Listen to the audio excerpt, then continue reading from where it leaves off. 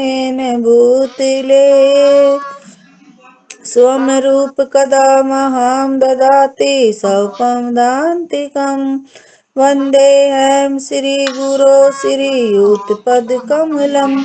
श्रीगुरून् वैष्णवांश्च श्रीरूपं सागरजातं सहगण रघुनाथं वितं तं सजीवम्। साद्वैतं सावधूतं परिजनसहितं कृष्ण चैतन्यदेवम्। श्रीराधा कृष्ण पादान सगण ललिता श्रीविशाखावांश्च। हे कृष्ण करुणा सिंधो दीनबन्धो जगत्पते। गोपेश गोपिका कान्त राधा कान्त नमस्तुते। तप्त कांचन गौरांगी राधे वृंदावनेश्वरी। वृषभानुसुते देवी प्रणमामि हरिप्रिये। वाञ्छाकल्पतरुभ्यश्च कृपा सिन्धुएव च। पतितानां पावनोभ्यो वैष्णवेभ्यो नमो नमः। श्रीकृष्ण चैतन्य देवम् श्री कृष्ण चैतन्य प्रभु नित्यानंद। श्री अद्वैत गदाधर श्रीवासादि गौर भक्तवृंद। हरे कृष्णा कृष्ण कृष्णा हरे हरे। हरे राम राम राम हरे हरे। श्री कृष्ण प्रेष्ठाय भूतले श्रीमते भक्ति वेदांता स्वामिनी इति नामिने। नमस्ते सारस्वते देव गौरवाणी प्रचारिणे। निर्विशेषा शून्यवादी पाश्चात्य देश तारिणे। श्रील प्रभुपाद की जय। हरे कृष्णा सभी भक्तों को दंडवत प्रणाम। माता जी भूमिका बचरी है वो शुरू करते हैं और ये जितने पेज है वो पढ़ देते हैं। माता जी आज आएगी नहीं कि वही मैं उसको विराम करने के लिए ही आऊंगी, मेरे कुछ बिजी है माता जी आज। ठीक है माता जी शुरू करते हैं। भगवान श्री कृष्ण के परम धाम को ब्रह्म संहिता में चिंतामणि धाम भी कहा गया है। भगवान श्री कृष्ण का यह धाम गोलोक वृंदावन कहलाता है, जो पारस मणि के प्रसादों से परिपूर्ण है। वहाँ के वृक्ष कल्प वृक्ष कहलाते हैं और गायें सुर भी कही जाती हैं। वहाँ श्री भगवान की सेवा में हजारों लक्ष्मियां लगी रहती हैं और उनका नाम आदि भगवान श्री गोविंद है और वे समस्त कारणों के कारण हैं। वहाँ श्री भगवान अपनी बंसी बजाते हैं और उनके नेत्र कमल दलों के समान हैं और उनके शरीर का वर्ण सुंदर बादल जैसा है और उनके सिर पर मोर पंख हैं और वे इतने आकर्षक हैं कि सहस्रों कामदेवों को लज्जित कर देते हैं। गीता में भगवान श्री कृष्ण अपने धाम का संकेत मात्र करते हैं, जो आध्यात्मिक जगत में सर्वोच्च लोक है, लेकिन श्रीमद् भागवतम में श्री कृष्ण अपने साज सम्मान के साथ वास्तव में प्रकट होते हैं और अपने कार्यकल्पों को सर्वप्रथम वृंदावन में, फिर मथुरा में और तब द्वारका में प्रदर्शित करते हैं। इस पुस्तक में से कार्यकलाप क्रम से प्रकट होंगे।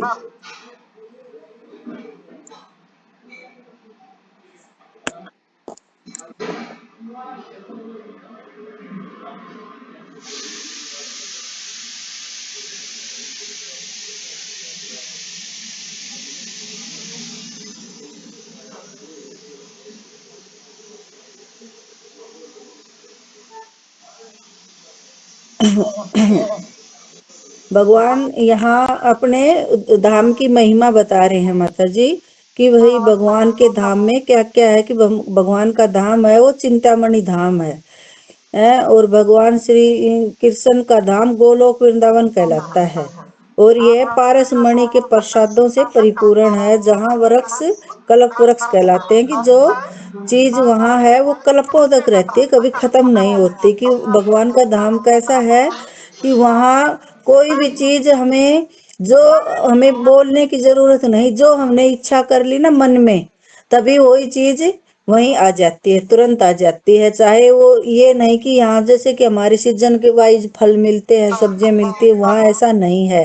कि वह वहां तो हम जैसी इच्छा मन में सोच भी लई, तभी की तभी वो वहीं की वहीं वो चीज आ जाती है।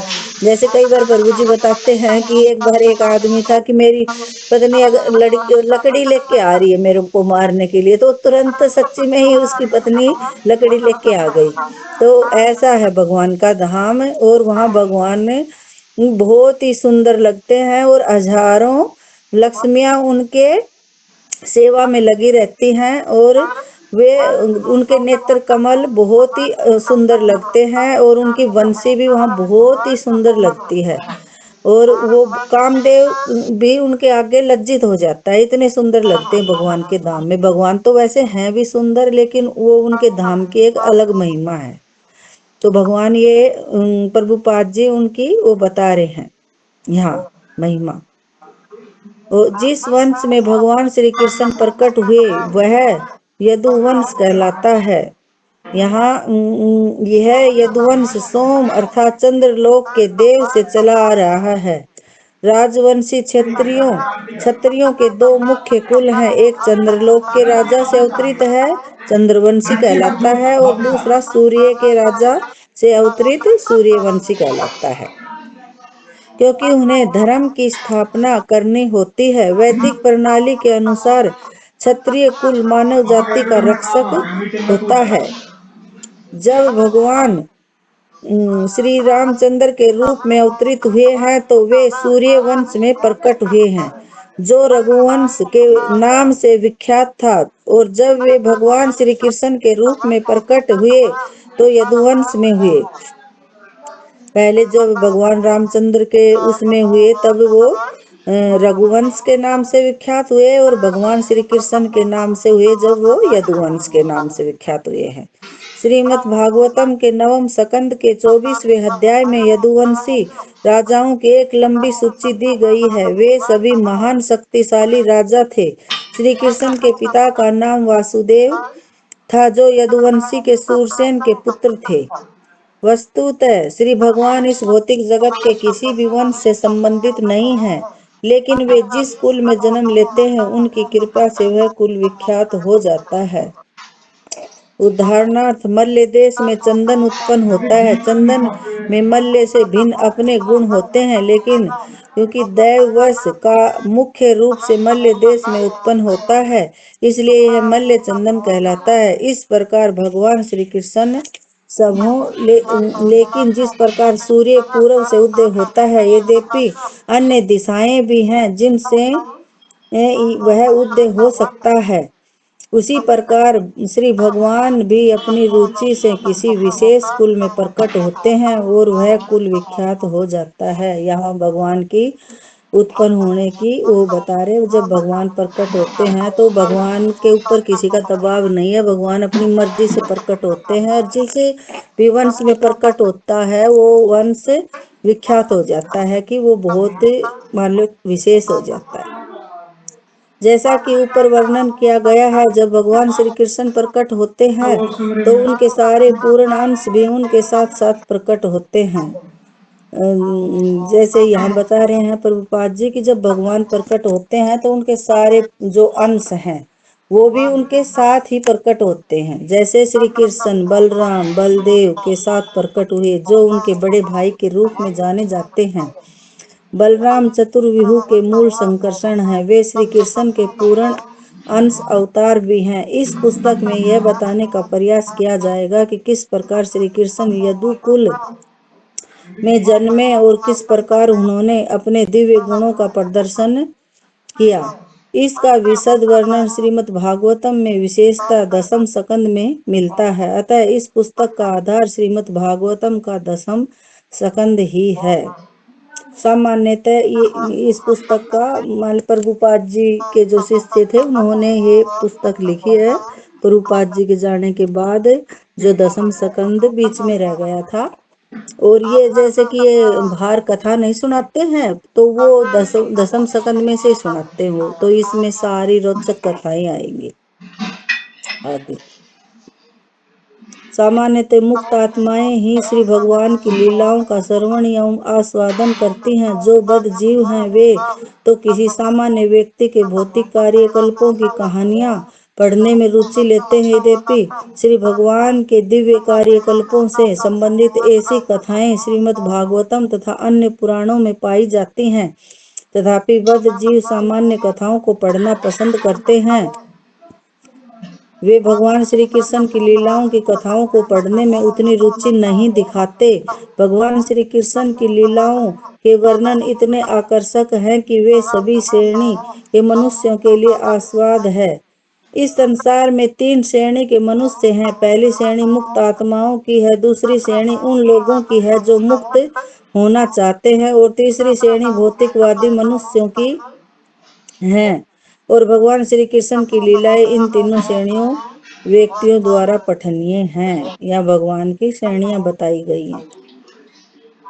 मुक्त आत्माओं को भौतिकवादी कार्यकल्पों में कोई रुचि नहीं होती। यह मायावादी सिद्धांत की मुक्ति के बाद मनुष्य निष्क्रिय हो जाता है और उसे किसी प्रकार की श्रवण करने की आवश्यकता नहीं रहती। यह सिद्ध नहीं करता कि मुक्त पुरुष वास्तव में निष्क्रिय हो जाता है। जीव आत्मा निष्क्रिय नहीं हो सकता, वह बद्ध अवस्था में अथवा मुक्त अवस्था में भी सक्रिय रहता है। उदाहरणार्थ, एक रुग्ण व्यक्ति भी सक्रिय रहता है, लेकिन उसके सारे कार्य कष्टदायक होते हैं। वही व्यक्ति रोग मुक्त होने पर भी सक्रिय रहता है, लेकिन रोग मुक्त अवस्था में उसके सारे कार्यकलाप आनंद में होते हैं। इस प्रकार से मायावादी लोग रुग्ण अवस्था से किसी तरह मुक्ति पाने का प्रयास करते हैं, लेकिन उन्हें स्वस्थ अवस्था के कार्यकल्पों का कोई ज्ञान नहीं रहता।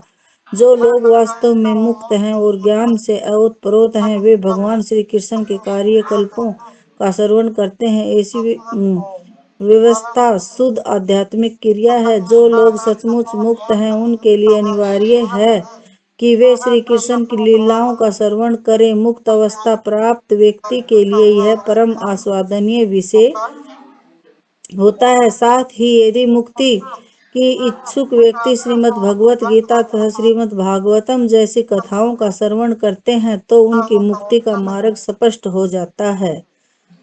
श्रीमद् भगवत गीता और श्रीमद् भागवतम का प्रारंभिक अध्ययन है।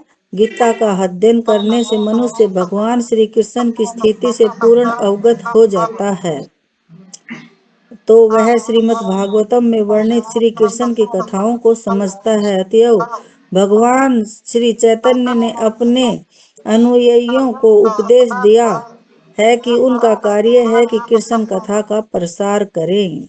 यहाँ प्रभुपाद जी यही बता रहे हैं कि कृष्ण की लीलाओं का हमें श्रवण करें, और जो मुक्त अवस्था में जो व्यक्ति हैं उनको ये आस्वादन करने से भगवान की लीलाएं, तो उनका भगवान की तरफ रुचि बढ़ेगी और उनकी मुक्ति की जो इच्छा है वो भी आज उनकी कथा सुनने से उनका मार्ग साफ होगा, रास्ता साफ हो जाएगा। और यहाँ जो सबसे पहले श्रीमद् भगवत गीता और भागवतम का अध्ययन करता है तो मनुष्य की जो भगवान की जो लीलाएं हैं उनका आस्वादन करता है तो उसकी रुचि बढ़ती है। फिर आगे की भाई आगे क्या होगा क्या होगा, वैसे तो भौतिक होते हैं, लेकिन जो भौतिक जगत में होता है तो वो उनको तो वैसा ही समझते हैं, लेकिन फिर भी उनकी रुचि तो बढ़ती है कम से कम, लेकिन वो कथाएं सुनने में उनका मन करता है। फिर कृष्ण कथा का अर्थ है श्री कृष्ण विषय कथाएं। कृष्ण कथाएं 2 हैं, एक तो वे जो भगवान श्री कृष्ण द्वारा कही गई हैं और दूसरी वे जो भगवान श्री कृष्ण के विषय में है। श्रीमद् भगवत गीता साक्षात भगवान श्री कृष्ण द्वारा कही गई कथा अथवा दर्शन अथवा भगवत विज्ञान है। यहाँ भगवत गीता के बारे में बता रहे हैं। जो भगवत गीता में है वो स्वयं भगवान ने बताया है, और जो भी बताया है वो सब कुछ ये नहीं कि काल्पनिक है, सब कुछ सत्य है जो भी भगवान ने भगवत गीता में लिखा है। श्रीमद् भागवतम श्री कृष्ण के कार्यकल्पों तथा उनकी दिव्य लीलाओं की कथा है, और भागवतम में भगवान की श्री कृष्ण की दिव्य लीलाओं की कथाएं हैं। दोनों ही कृष्ण कथा हैं। भगवान श्री चैतन्य का आदेश है कि कृष्ण कथा का प्रचार सारे विश्व में हो, क्योंकि यदि भौतिक जगत के कष्टों से दुखी बद्धजीव कृष्ण कथा का सहारा लेंगे तो उनकी मुक्ति का मार्ग साफ हो जाएगा। इस पुस्तक को प्रस्तुत करने का मुख्य हेतु लोगों को श्री कृष्ण की कथा को समझने के लिए प्रेरित किया गया है, जिससे वे भवबंधन से मुक्त हो सकें। यह कृष्ण कथा अधिकांश भौतिकवादियों व्यक्तियों को भी रुचिकर लगेगी, क्योंकि गोपियों के साथ भगवान श्री कृष्ण की लीलाएं इस भौतिक जगत में तरुणों और तरुणियों के प्रेम विहार के ही समान है। यहाँ बता रहे हैं कि जो भगवान ने गोपियों के साथ रास रचा था, तब यहाँ भौतिक संसार में ये जो लड़का लड़की होते हैं वो प्रेम करते हैं, उसके बराबर ही समझते हैं। वो उस प्रेम को तो नहीं समझते, लेकिन उसको देख के उनको ये लगता है कि भगवान ने भी तो गोपियों के साथ प्रेम किया था, तो उनकी रुचि बढ़ती है ये सुनने के लिए। वस्तुतः मानव समाज में व्याप्त काम भावना अस्वाभाविक नहीं है, क्योंकि यही काम भावना आदि पुरुष श्री भगवान में पाई जाती है। श्रीमती राधा रानी आह्लादनी शक्ति कहलाती है। काम भावना के आधार पर प्रेम व्यापार का आकर्षण श्री भगवान का आदि स्वरूप है, और हम बद्ध जीव भी परमेश्वर के अंश होने के कारण ऐसी भावना से युक्त हैं। उल्टी सूक्ष्म दशा में अनुभव की जाती है कि इस जगत में जो लोग विषयी जीवन के पीछे लगे रहते हैं, जब वे गोपियों के साथ भगवान श्री कृष्ण की लीलाओं को सुनाते हैं तो उन्हें दिव्य आनंद प्राप्त होगा। यद्यपि यह उन्हें भौतिकवादी लगता है, इसका लाभ यह होगा कि वे क्रमशः आध्यात्मिक स्तर को प्राप्त हो सकेंगे। श्रीमद् भागवतम में कहा गया है कि यदि कोई व्यक्ति गोपियों के साथ श्री कृष्ण की लीलाओं को किसी अधिकारी से विनीत भाव से सुनता है तो वह श्री कृष्ण की किसी भगवान की दिव्य प्रेमा भक्ति के स्तर को प्राप्त होता है, और उसके हृदय का काम वासना रूपी भौतिक रोग पूर्णतः विलुप्त हो जाता है, और दूसरे शब्दों में यह भौतिक विषयी जीवन का निराकरण करेगा। यहाँ यही बता रहे हैं कि जो श्रीमद् भागवतम और भगवत गीता सुनाता है विनीत भाव से, तो उसको जो उनकी भगवान की प्रेमा भक्ति की कथाएं सुनाते हैं, तो जो कोई शुद्ध भगत सुनाता है तो उससे जो सुनने वाले चाहे भौतिक लोग भी हैं तो भी वे शुद्ध हो जाएंगे।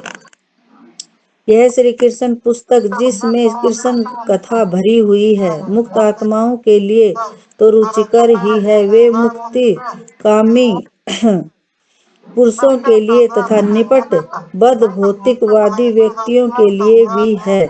महाराज परीक्षित के अनुसार जिन्होंने शील सुखदेव गोस्वामी से भगवान श्री कृष्ण के विषय में सुना, और कृष्ण कथा प्रत्येक व्यक्ति के लिए रुचिकर है, चाहे वह कैसा भी जीवन बिता रहा हो। निश्चित रूप से हर कोई उच्चतम परिणाम के लिए इसकी प्रशंसा करेगा। लेकिन महाराज परीक्षित ने सचेत भी किया है कि जो लोग पशुओं की हत्या करने तथा आत्महत्या करने मात्र में लगे रहते हैं, वे कृष्ण कथा के प्रति अधिक आकर्षित नहीं होते। दूसरे शब्दों में सामान्य पुरुष जो शास्त्रों के नैतिक सिद्धांतों का पालन करते हैं, वे चाहे जिस किसी परिस्थिति में भी रहें तो निश्चित रूप से आकर्षित होंगे।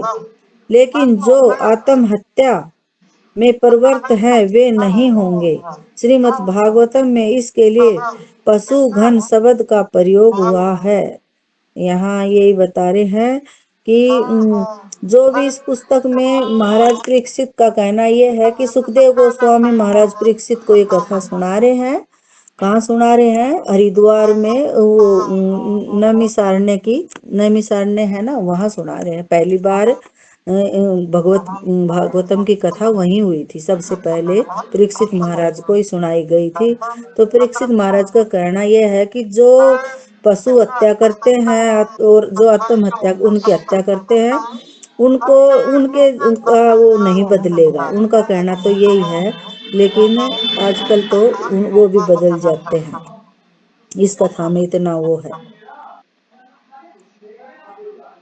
क्योंकि यह मनुष्य जीवन विशेषता आत्म साक्षात्कार के निमित्त मिला है। तो जो अपने कार्यकल्पों के इस महत्वपूर्ण अंग की उपेक्षा करता है, वह पशुओं के समान मात्र अपने समय को गवाता है। अतएव वह पशु घन है। इस शब्द का दूसरा अर्थ उन लोगों का सूचक है जो वास्तव में पशु का वध करते हैं। इसका अर्थ उन व्यक्तियों से है जो पशु भक्षी या कुत्तों के भक्षक चंडाल तक, क्योंकि वे अनेक प्रकार के पशुओं का वध करते रहते हैं, यथा शिकारी शिकार द्वारा या कसाई घर खोलकर। ऐसे लोगों की रुचि कभी भी कृष्ण कथा के प्रति नहीं हो सकती। ये बात परीक्षित महाराज कह रहे हैं। राजा परीक्षित की विशेष रुचि कृष्ण कथा सुनने के प्रति थी, क्योंकि वे जानते थे कि उनके पूर्वज और विशेष रूप से उनके पिता महाअर्जुन श्री कृष्ण के ही कारण कुरुक्षेत्र के महायुद्ध में विजयी हुए थे। हम भी इस भौतिक जगत को कुरुक्षेत्र की युद्ध भूमि मान सकते हैं। प्रत्येक व्यक्ति इस युद्ध भूमि पर अपने अस्तित्व के लिए कठोर संघर्ष कर रहा है और प्रत्येक पग पर खतरा बना हुआ है। महाराज परीक्षित के अनुसार कुरुक्षेत्र की युद्ध भूमि घातक पशुओं से परिपूर्ण विशाल सागर के समान थी। यहाँ परीक्षित महाराज बोल रहे हैं कि जब युद्ध हुआ था उसके लिए, और उनके पिता महाअर्जुन को भीष्म, द्रोण, कर्ण जैसे सूरवीर तथा अन्य व्यक्तियों से युद्ध करना पड़ा जो सामान्य योद्धा नहीं थे। ऐसे योद्धाओं की तुलना समुद्र में तिमिंगिल मछली से की गई है। तिमिंगिल मछली बड़ी से बड़ी हील मछली को आसानी से निगल सकती है। यहाँ परीक्षित महाराज मछली का उदाहरण दे रहे हैं और बता रहे हैं कि युद्ध में जो कौरवों उनकी साइड थे वो भी कम नहीं थे, बहुत अच्छे योद्धा थे, और पांडवों के भी बहुत अच्छे योद्धा थे। लेकिन ये नहीं था कि भाई कौरव हरा नहीं सकते थे, बिल्कुल हरा सकते थे, क्यों उनके पास भी बहुत अच्छे वो थे। लेकिन भगवान श्री कृष्ण खुद साथ थे, तब भगवान की उसकी विशेषता के कारण भाई पांचों पांडव बच गए।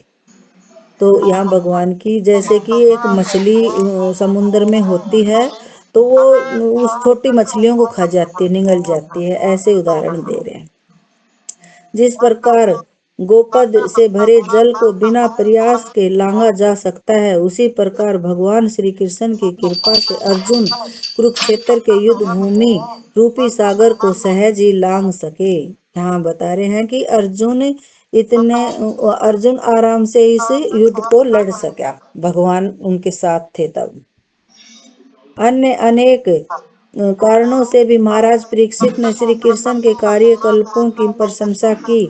श्री कृष्ण के कारण न केवल उनके पिता महा बचे थे, अपितु वे स्वयं भी श्री कृष्ण के कारण ही बच सके थे। कुरुक्षेत्र के युद्ध समाप्त होने पर कुरुवंश के सारे सदस्य, यहाँ तक कि धृतराष्ट्र तथा पांडव दोनों धरोहर और पक्ष में बेटों और पोतों दोनों की लड़ाई में मृत्यु हो गई थी।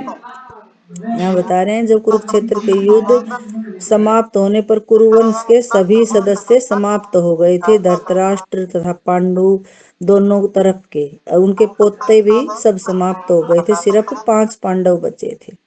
500 पांडवों के अतिरिक्त सारे लोग कुरुक्षेत्र की युद्ध भूमि में मारे गए। उस समय महाराज परीक्षित अपनी माता के गर्भ में थे और उनके पिता अर्जुन पुत्र अभिमन्यु भी कुरुक्षेत्र के युद्ध में मारे गए थे। वो बता रहे हैं महाराज परीक्षित उनकी माता के कोख में थे और वो भी भगवान की उससे बचे थे, भगवान ने उनको बचाया था। और उनका पिता था अभिमन्यु, वो भी युद्ध में मारा गया था। महाराज परीक्षित ने अपने पिता की मृत्यु के बाद उत्पन्न हुए थे। जब वे अपनी माता के गर्भ में थे तो अश्वत्थामा ने इस बालक को मारने के लिए ब्रह्मास्त्र छोड़ा था। जब महाराज परीक्षित की माता उत्तरा श्री कृष्ण के पास पहुंची तो श्री कृष्ण ने गर्भपात के भय से परमात्मा रूप में गर्भ में प्रवेश करके महाराज परीक्षित को बचाया था। और महाराज परीक्षित का दूसरा नाम विष्णु रात है, क्योंकि स्वयं भगवान श्री विष्णु ने गर्भ के भीतर उनकी रक्षा की थी। यहाँ यही बता रहे हैं महाराज परीक्षित की माता उत्तरा की गर्भ में था, तब उन्होंने अश्वत्थामा ने वो ब्रह्मास्त्र छोड़ा था। और तब वो उनके गर्भ में गर्भपात के भय से भगवान ने अंगूठा का रूप धारण, अंगूठा के मान का रूप लेके और गर्भ में प्रवेश करके और परीक्षित महाराज को बचाया। और तब उनका नाम, एक नाम परीक्षित महाराज का विष्णु रात भी है। और ये परीक्षित महाराज नाम इनका क्यों पड़ा कि हमेशा ये देखते रहते थे, सोचते रहते थे कि इतने लोगों से मैं मिल रहा हूँ लेकिन जो मेरे को गर्भ में मिला था वो व्यक्ति मेरे को नहीं मिल रहा। इनका यही प्रश्न था कि वो व्यक्ति मेरे को नहीं मिल रहा। और एक बार भगवान श्री कृष्ण आए तब इन्होंने तुरंत उनकी गोदी में चढ़ गए और उनको पहचान लिया था कि ये आदमी है जो मेरे को बचाया था। इनको मैंने गर्भ में दर्शन किए थे, सबसे छोटी उम्र में गर्भ में ही परीक्षित महाराज ने दर्शन किए थे भगवान के। इस प्रकार प्रत्येक व्यक्ति को चाहे वह जिस अवस्था में हो श्री कृष्ण तथा उनके कार्यकल्पों के विषय में श्रवण करने में रुचि लेनी चाहिए, क्योंकि वे परम सत्य श्री भगवान हैं। वे सर्वव्यापी हैं, वे जन जन के हृदय के भीतर वास करने वाले हैं और बाहर अपने विश्व रूप में रहने वाले हैं। फिर भी जैसा कि श्रीमद् भगवत गीता में कहा गया है कि वे मानव समाज में अपने यथारूप में प्रकट होकर प्रत्येक व्यक्ति को अपने दिव्य धाम में वापस चलने के लिए आमंत्रित करते हैं। श्री कृष्ण के विषय में जानने के लिए प्रत्येक व्यक्ति में रुचि होनी चाहिए। यह पुस्तक इस उद्देश्य से प्रस्तुत की जा रही है कि लोग श्री कृष्ण के विषय में जाने और इस मनुष्य जीवन में पूर्ण रूपेण लाभान्वित हो सकें। श्रीमद् भागवतम के नवम स्कंद में श्री बलदेव का वसुदेव पत्नी रोहिणी का पुत्र बताया गया है। श्री कृष्ण के पिता वसुदेव के 16 पत्नियां थी, जिनमें से बलराम की माता रोहिणी भी एक थी, लेकिन बलराम को देवकी पुत्र भी कहा गया है। अतएव वे देवकी तथा रोहिणी दोनों के ही पुत्र किस प्रकार हो सकते थे। महाराज परीक्षित ने श्रील सुखदेव गोस्वामी से यह प्रश्न भी पूछा था। जब सुखदेव गोस्वामी कथा सुना रहे थे, ये तब से प्रश्न उत्तरों की कथा ये चलती आ रही है रिवाज कि भाई कथा के बाद प्रश्न पूछे। तो महाराज परीक्षित पूछ रहे हैं कि भाई ये जो बलराम है ये देवकी का पुत्र बताते हैं, ये रोहिणी का है या देवकी का है, किसका है, और मान लीजिए कैसे है, मान लीजिए सारे प्रश्न पूछ रहा है और इसका उत्तर यथा समय दिया जाएगा। महाराज परीक्षित ने सुखदेव गोस्वामी से यह भी पूछा कि वसुदेव के पुत्र रूप में प्रकट होते ही श्री कृष्ण को क्यों तुरंत गोकुल वृंदावन नंद महाराज के यहाँ पहुंचाया गया, और यह भी जानना चाहते थे कि वृंदावन तथा मथुरा में रहते हुए श्री कृष्ण ने कौन कौन से कार्य किए। ये सारी बातें पूछ रहे महाराज परीक्षित सुखदेव गोस्वामी से।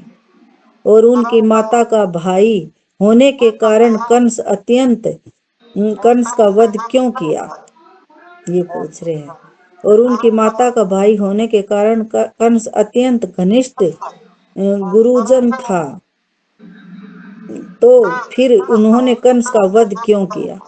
उन्होंने यह भी पूछा कि भगवान श्री कृष्ण कितने वर्षों तक मानव समाज में रहे और कितने वर्षों तक द्वारका के राज्य पर शासन किया। और वहां उन्होंने कितनी पत्नियां स्वीकार की। क्षत्रिय राजा सामान्यतः एक से अधिक पत्नियां स्वीकार कर सकता है। ये सारी बातें पूछ रहा है और आगे इनके सब के उत्तर मिलेंगे माता जी। आज ये थोड़ा खत्म करना है ना, तो मैं फटाफट पढ़ रही हूँ। क्षत्रिय राजा सामान्य अतएव महाराज परीक्षित ने उनकी पत्नियों की संख्या भी जाननी चाहिए। इस पुस्तक का विषय है महाराज परीक्षित द्वारा पूछे गए इन तथा अन्य प्रश्नों का शील सुखदेव गोस्वामी द्वारा समाधान। महाराज परीक्षित तथा शील सुखदेव गोस्वामी की स्थिति अत्यंत विलक्षण है। महाराज परीक्षित भगवान श्री कृष्ण की दिव्य लीलाओं को श्रवण करने के लिए उपयुक्त पात्र श्रोता हैं और शील सुखदेव गोस्वामी उनका वर्णन करने वाले उपयुक्त पात्र वक्ता हैं। यदि ऐसा मणिकंचन संयोग प्राप्त हो जाए तो कृष्ण कथा तुरंत प्रकाशित हो जाती है और लोग ऐसे संवाद से अधिकाधिक लाभ उठा सकते हैं। यह कथा शील सुखदेव गोस्वामी के द्वारा महाराज परीक्षित को उस समय सुनाई गई जब वे गंगा नदी के तट पर उपवास करते हुए शरीर त्यागने जा रहे थे। ये कथा कब सुनाई थी? जब महाराज परीक्षित को श्राप मिला हुआ था, तब महाराज ने 7 दिन, परीक्षित महाराज ने 7 दिन तक ना पानी पिया ना कुछ भी खाया और उन्होंने प्रण लिया था कि भाई मैं कुछ शरीर त्यागने तक कुछ नहीं खाऊंगा। श्री सुखदेव गोस्वामी को आश्वस्त करने के लिए कि कृष्ण कथा सुनने से वे कभी थकेंगे नहीं, महाराज परीक्षित ने स्पष्ट कहा, भले ही सामान्य पुरुषों को या मुझको भूख प्यास कष्ट दे सकती है, लेकिन भगवान श्री कृष्ण की कथाएं इतनी सरस हैं कि कोई भी व्यक्ति थकान का अनुभव किए बिना ही उन्हें सुनता रह सकता है, क्योंकि इनके सुनने से मनुष्य दिव्य पद को प्राप्त होता है। यहाँ परीक्षित महाराज कह रहे हैं कि भगवान की कथाएं इतनी सरस है ना, इतना मिठास है ना, कि इनको बिना भूख प्यास के भी इंसान सुन सकता है। कि जब ये कथाएं सुने तो हमारी भूख प्यास सब चली जाती हैं, कि हमें भूख प्यास का अनुभव भी नहीं होता। ये बता रहे हैं महाराज, क्योंकि इनके सुनने से मनुष्य दिव्य पद को प्राप्त होता है। ऐसा प्रतीत होता है कि जो कृष्ण कथा को महाराज परीक्षित के ही समान गंभीरता पूर्वक सुनता है वह अत्यंत भाग्यशाली होता है, और जो कृष्ण कथा को परीक्षित महाराज की तरह सुनेगा वो ही भाग्यशाली होता है। लेकिन हम तो सुनते रहते हैं और कानों से निकलती रहती है और भूख भी लगी रहती है, लेकिन परीक्षित महाराज की तरह तो वो ही सुन सकते हैं। वह अत्यंत भाग्यशाली होता है जो इस कथा को सुनने के लिए विशेष तौर पर कृत संकल्प थे, क्योंकि वे किसी भी क्षण मृत्यु को प्राप्त हो सकते थे। हम में से प्रत्येक को मृत्यु के किसी भी क्षण आने से अवगत होना चाहिए। इस जीवन का कोई भरोसा नहीं है, क्योंकि किसी भी क्षण मनुष्य की मृत्यु हो सकती है, भले ही वह युवक हो या वृद्ध हो। अतएव मरने के पहले हमें पूरी तरह से कृष्ण भावना भावित होना चाहिए। यहाँ यही बता रहे हैं कि मृत्यु है वो कभी भी आ सकती है, कि ये नहीं कि भाई आजकल युवक हैं 15-15 साल के बच्चों को हार्ट अटैक आ रहे हैं और इतनी खतरनाक बीमारियां हो रही है पैदा होते ही, तो मृत्यु तो कभी भी किसी की भी आ सकती है। लेकिन परीक्षित महाराज ने तो अपनी मृत्यु का उनको पता चल गया था, लेकिन आजकल तो पता भी नहीं चलता किसी को और कभी भी आ सकती है। लेकिन परीक्षित महाराज ने इतने ध्यान से कथा सुनी ना कि सुखदेव गोस्वामी ने भी कहा कि महाराज थोड़ा पानी तो पी लो। बोले नहीं, एक बार पानी पीने के कारण तो मेरे को इतना बड़े सजा मिल गई, तो अब मैं पानी पीऊंगा, ना खाना खाऊंगा, ना सोऊंगा। और परीक्षित महाराज ने 24 घंटे कथा सुनी। ये नहीं कि भाई वो रात को सो गए, नहीं, 24 घंटे तक 7 दिन तक दिन और रात कथा चली थी। मृत्यु के समय राजा परीक्षित शील सुखदेव गोस्वामी से श्रीमद् भागवतम सुन रहे थे। जब राजा ने श्री कृष्ण के विषय में सुनने की उत्कृष्ट इच्छा प्रकट की तो श्रील सुखदेव गोस्वामी अत्यंत प्रसन्न हुए। श्रील सुखदेव समस्त श्रीमद् भागवतम वाचकों में सर्वश्रेष्ठ थे। अतएव वे भगवान श्री कृष्ण की लीलाओं के विषय में बोलने लगे, जो इस कलयुग के समस्त अमंगल को नष्ट करने वाली है। श्रील सुखदेव गोस्वामी ने राजा को श्री कृष्ण के विषय में इतने उत्कंठा पूर्वक सुनने के लिए धन्यवाद दिया और यह कहकर उन्हें प्रोत्साहित किया कि हे राजन, आपकी बुद्धि अत्यंत प्रखर है, कि आपकी बुद्धि अत्यंत ही तेज है, क्योंकि आप श्री कृष्ण की लीलाओं को सुनने के लिए इतने आतुर हैं। उन्होंने महाराज परीक्षित को बताया कि श्री कृष्ण की